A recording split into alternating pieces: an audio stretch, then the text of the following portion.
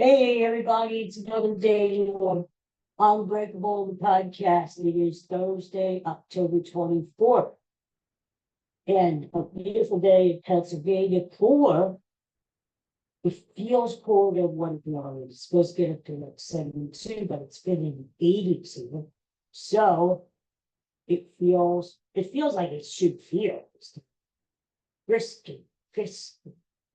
Oh, really, really good. No, good. Hey, I was at a rock concert last night. Got to see the great Richie Kotzen last night at the Sellersville Theater. He was great. What a guitar player he is. Oh my God. The only thing is I can't hear. So if you're talking back to me, which I can't hear you anyway, I can't hear you. Ha? Ha? This is what I've been doing since last night. Ha? Ha? Ha? You talking to me? The dogs bark. I don't hear. The cars beep their horn. I don't hear them. I don't hear. Anyway, I am a physical wreck anymore. The eyes are going, the hearing's going. Jesus, Jesus. But hey, I'm still kicking. And the great thing is, I'm working on another short story, and it's another one to add to the collection, which is building and building. And when am I going to stop? Ah, that's all right. Hopefully, it'll be out soon. Just wrapping up the editing and polishing it up. And let's see what happens. Hopefully, there's an agent out there who wants to represent it. And we'll see what happens. But I'm really proud of all these stories. 25 of them. You can believe that? They're Eddie. So this Richie Cott's got really a great guitarist there. And before he came on stage, the opening act was a new Irish band called Mark Daly and the Ravens, not Baltimore Ravens, Ravens. And they were really good. They played a lot of headbanger stuff there.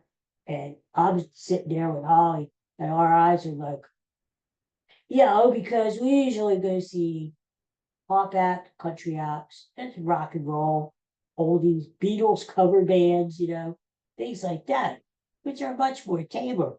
And here they had this one guy up on stage.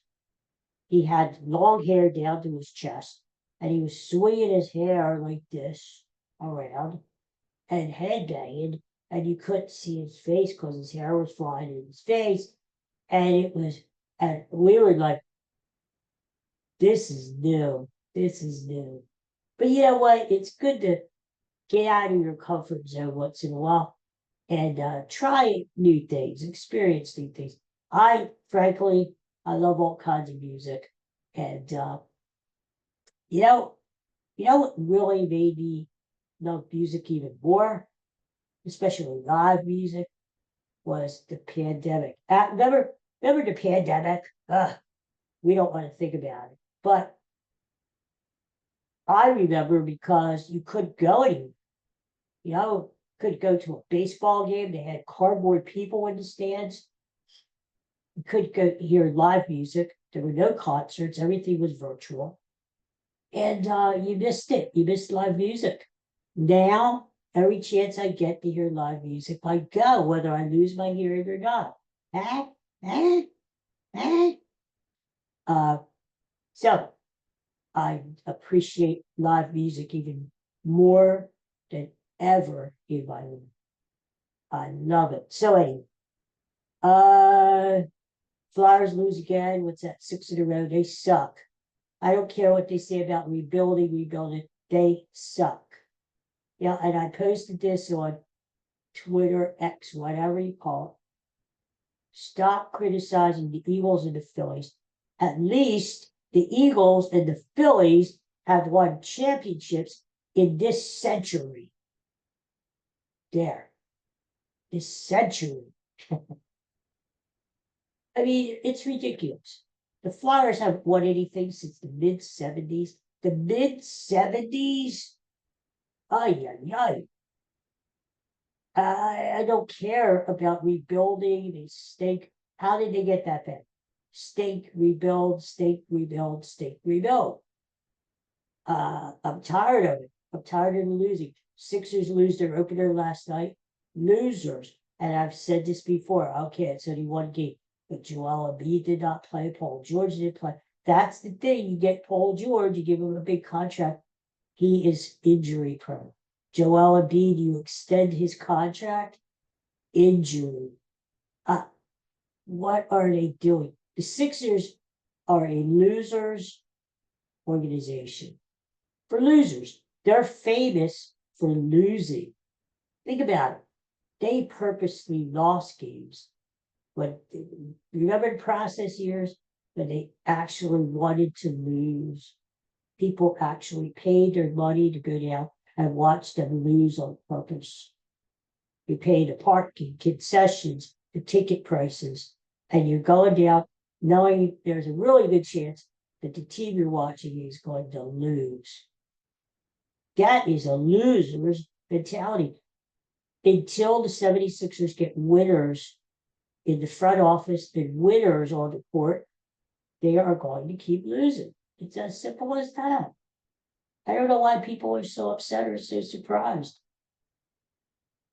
So, yes, we get that at the Phillies. Yes, we get that at the Eagles because we expect so much anymore. Because those are the only two organizations in Philadelphia that have really done anything in the last, 40 years? Think about it. So we get upset. Phillies win the National League East. We say they suck. Eagles get into the playoffs. We say they suck. No, stop. Stop, stop, stop, stop. The Phillies and the Eagles are winners because they try to win. And at least they get there. Not everyone can win a championship every year, but at least they get there. What have the Flyers done and what have the 76ers done for the fans of Philadelphia? Nothing. Nothing is the answer. Anyway, so tonight, Monday Night Football, Vikings at the Rams. Who cares? Not really. Eagles on Sunday at Cincinnati. I'll give you my official pick in a few days, but I think that's going to be a tougher game than what we're thinking. I know Cincinnati isn't great, but they are playing at home. And the Bengals always have a way of being like really painted in the neck to the Eagles. Remember that year when Doug Peterson was coaching the Eagles and the Bengals and Eagles played to a tie? Remember that? It's always a kind of a messy, I hate to use that word, messy game when the Bengals and the Eagles play, And I anticipate it being a messy game on Sunday. Just saying. And the World Series starts to go. A lot of people are saying, who cares? Yankees, Dodgers. In one way, yes. It's sort of a throwback to the old days when the Yankees always played Dodgers in the World Series. And two of the high payroll teams in baseball. Yes, I agree. But if you're a baseball fan, you want to watch the World Series. It's the Fall Classic. Don't be bitter just because your team, like the Phillies, aren't in there. I'm sorry the Phillies aren't there. I wish they were, but they just weren't good enough to get there. Appreciate baseball for what it is. You do have some intriguing matchups. You have Judge versus Ohtani. You have Soto and Stanton, who's really hot. You've got Freddie Freeman and Mookie Betts. You've got some stars in the World Series this year. And you've got an intriguing matchup, Yankees, Dodgers. So I'm going to be watching it. But I don't know who's going to win because it's so close. I mean, literally, these teams have played the last 50 times they played, they have split 25-25. They are just razor thin.